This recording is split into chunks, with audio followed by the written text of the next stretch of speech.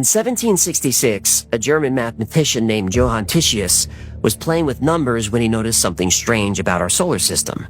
The planets weren't randomly scattered. They followed a mathematical pattern. Here's how it worked. Start at 0.4 astronomical units from the sun. 1 astronomical unit is the distance from the sun to the Earth. So you take that 0.4, then double the distance for each new planet. That sequence perfectly predicts the orbits of Mercury, Venus, Earth, Mars, Jupiter, and Saturn. When another German astronomer, Johann Bode, published this formula in 1772, Bode's law predicted the orbits of all 6 known planets: Mercury, Venus, Earth, Mars, Jupiter, and Saturn. All there, right where the math said they would be. But the formula predicted something else. Between Mars and Jupiter, at exactly 2.8 astronomical units from the sun, there should be another planet. A big one. Astronomers started searching. In 1781, they found Uranus, exactly where Bode's law said it was, even though the formula was created before anyone knew Uranus existed. That's when people really started paying attention.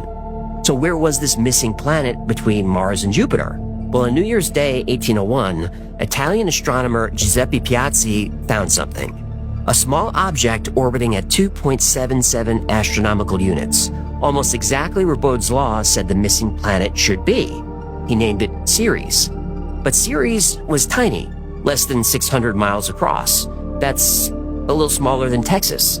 Then astronomers found Pallas, then Vesta, then Juno, and more and more and more. By 1850, they'd found 13 objects in the same region. Today, we know of millions of rocks in orbit in that zone, and we call it the asteroid belt. Now, some scientists said these were just leftover building materials, debris that never formed a planet. But a German astronomer named Wilhelm Olbers had a different idea. What if a planet did form there? And what if something destroyed it?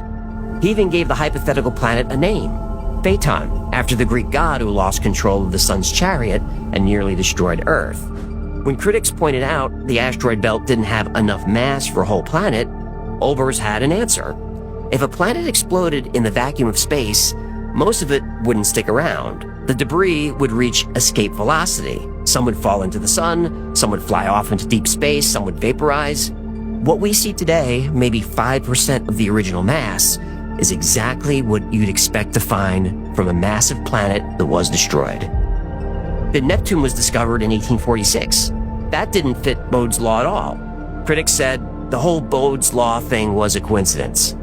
But Van Flandern saw it differently. Neptune's orbit wasn't wrong, it had been altered. Uranus was spinning on its side. Pluto's orbit is tilted and erratic. These anomalies weren't random. They were scars, remnants of an ancient catastrophe in the solar system.